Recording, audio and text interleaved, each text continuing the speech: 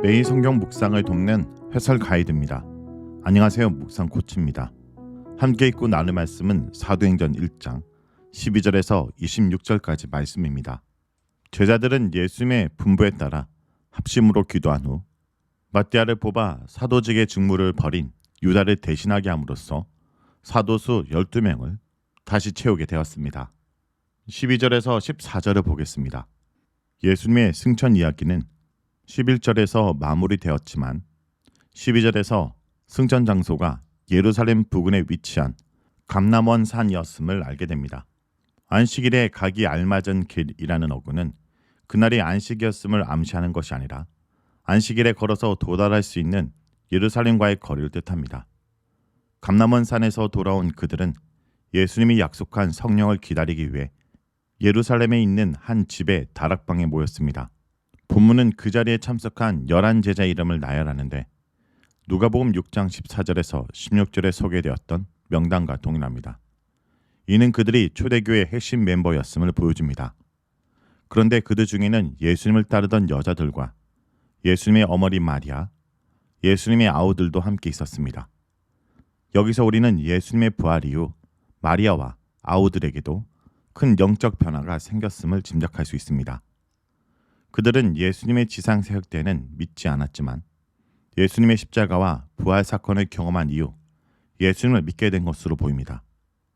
야고보는 나중에 예루살렘 교회 수장의 직분을 맡게 됩니다. 그리고 디아스포라 유대 그리스도인들에게 믿음과 삶의 일치를 설파하는 서신 야고보서를 남기고 순교한 것으로 전해집니다. 다락방에 모인 자들은 한마음으로 성령의 약속을 기다리며 기도에 힘썼습니다. 개역개정은 오로지, 개역 한글은 전혀라는 부사를 덧붙이는데 사용된 동사는 지속하다, 전념하다 라는 의미로서 본문의 의도는 이들이 오로지 기도만 했다는 의미가 아닌 듯합니다. 오히려 본문은 그들 모두가 한마음으로 기도에 집중했음을 강조하라는 것입니다. 다음은 15절에서 20절입니다. 15절에서 20절은 베드로가 유다의 후임 선출을 건의하는 내용입니다. 본문은 예수님의 승천과 오순절 성령 강림 사이에 일어난 사건 하나를 본달하게 소개합니다. 가룟 유다를 대신할 12번째 사도로 선출하는 일입니다. 본문은 세 단락을 그때로 시작합니다. 비록 개역개정은 모인 무리의 수가 약 120명이나 되더라 라고 시작하지만 사실 원문은 그때 베드로가 그 형제들 가운데 일어서서 말했다로 시작합니다. 베드로의 발언이 나오기 전에 본문은 그 다락방에 모인 형제들의 수가 120명 정도였다고 덧붙입니다. 이런 언급을 한 이유는 아마도 유대법 자치위원회를 갖춘 하나의 공동체를 설립하려면 최소 남자 120명이 필요했기 때문으로 보입니다. 본문은 특별히 여기서 처음으로 그리스도인들을 형제라고 부릅니다. 물론 이 호칭 안에는 여자들도 포함됩니다. 이것이 초대교회 교인을 지칭하는 최초의 호칭이었을 거로 추정하는 학자들도 있습니다. 피를 나눈 혈육 관계는 아니지만 예수 그리스도 안에서 서로 한 가족임을 나타내는 표현이었을 것입니다. 베드로는 먼저 성경이 유다에 대해 미리 예언했고 그 예언은 반드시 성취되어야만 했다고 말합니다. 성령이 다윗의 입을 통해 미리 말씀하셨다라는 것은 다윗이 성령의 대변인에 불과했다는 의미입니다. 18절에서 19절은 유다가 어떤 죽음을 맞이했는지에 대한 부연 설명입니다. 유다는 예수님을 배신한 대가로 땅을 샀고 나중에 창자가 다 흘러나오는 비참한 최후를 맞았습니다.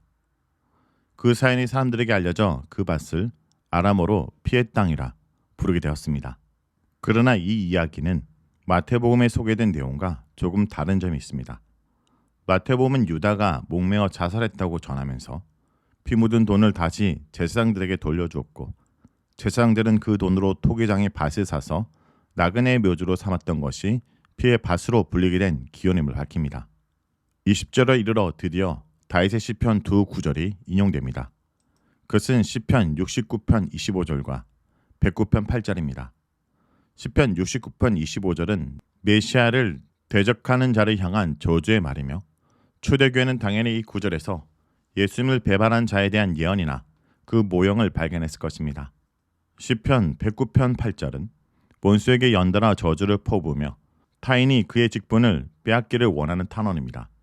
따라서 이 두 구절은 유다의 사도직이 다른 사람에게 인계되어야 한다는 해석에 정당성을 부여합니다. 이러한 시편의 적용은 당시 유대교 성경 해석 방법에 따른 것입니다. 21절에서 26절은 마띠아가 사도로 선출되는 내용입니다.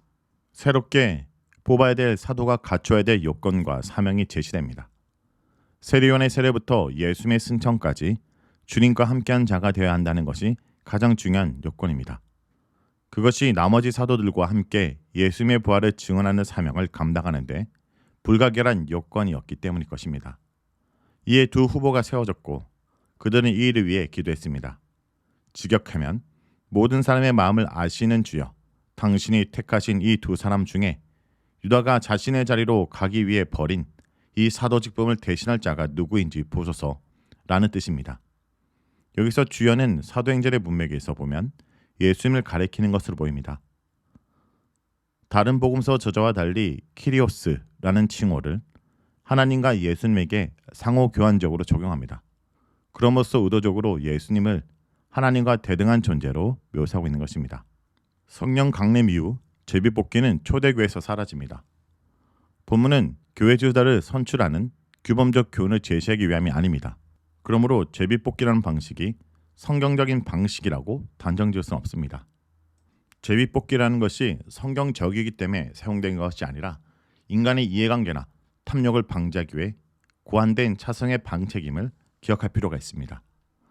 본문에서 중요한 것은 이것입니다. 말씀으로 필요성을 점검하고 공동체가 협의하여 자격을 전한 후 투명한 절차를 따라 후보를 추천하고 하나님께 맡기는 자세로 일꾼을 뽑았다는 것입니다. 우리는 새로운 이스라엘 언약 공동체인 교회 일꾼을 어떻게 세우고 있는지 돌아볼 필요가 있습니다. 말씀을 놓고 기도하겠습니다. 주님, 오늘도 우리 공동체가 한 마음으로 기도하기 힘쓰게 해 주시옵소서. 무엇보다 우리 앞에 있는 문제를 성경 속에서 답을 찾는 자가 되게 해 주옵소서. 무엇보다 우리가 공동체 가운데 결정을 할 때 겸손하고 지혜롭게 결정하며 무엇보다 그 결과를 주님께 맡기는 자가 되게 해 주옵소서. 예수님의 이름으로 기도합니다. 아멘.